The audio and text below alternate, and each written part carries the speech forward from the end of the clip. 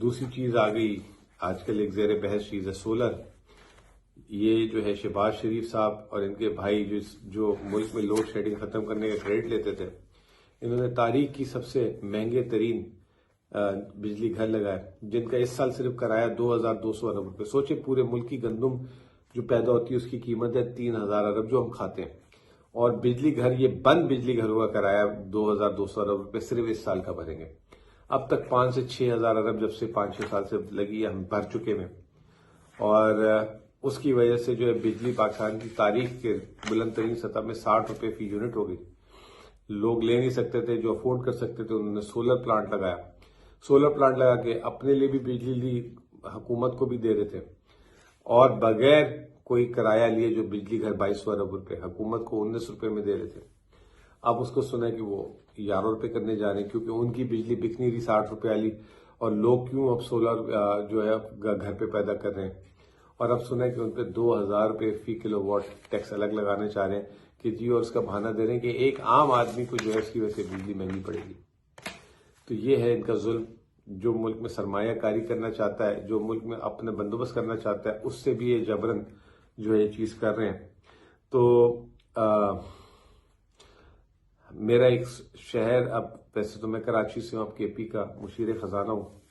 آپ کو صرف یہ بتا دوں کہ پاکستان کی جو سب سے سستی بجلی ہے وہ پن بجلی ہے، اور وہ ہائیڈل سے بنتی ہے.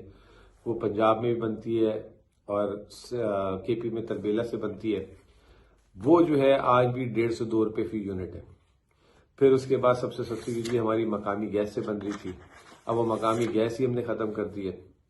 تو باقی پھر ہم نے یہ مہنگی بجلی پاور پلانٹ سے، جو کول کی باہر کی درآمدی کوئلے سے اور اس سے بنانا شروع کی.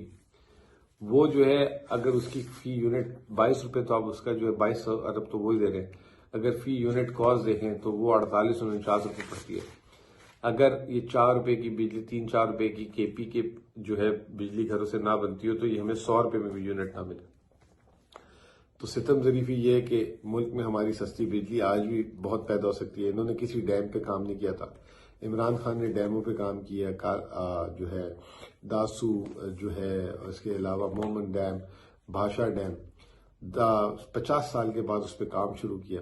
اب وہ اگلے 7 سے 8 سالوں میں آئیں گے. کے پی حکومت خود اپنے مقامی ڈیمز میں کام کر رہی ہے، 800 میگا واٹ وہ بجلی پیدا کریں گے. عوام نے اپنے زور بازو پہ 3000 میگا واٹ کے سولر پلانٹ لگا لیے، لیکن یہ ہے کہ بجلی کا بحران حل ہونے کا نام ہی نہیں لے رہا.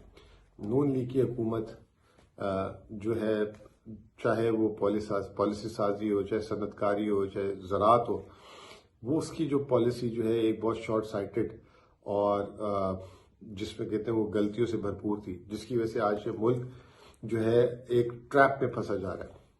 IMF 15 دنوں میں دوسری دفعہ جو ہے سعودی عرب اٹھ کے چلے گئے. 1 روپیہ جب اپنی اس حکومت میں تھے، $1 نہیں ارینج کر سکے تھے شہباز صاحب 16 مہینے میں.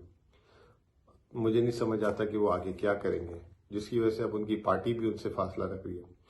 لیکن ان کی پارٹی ان سے فاصلہ رکھے نہ رکھے، ہمارے ملک کا کیا ہوگا، سوال یہ.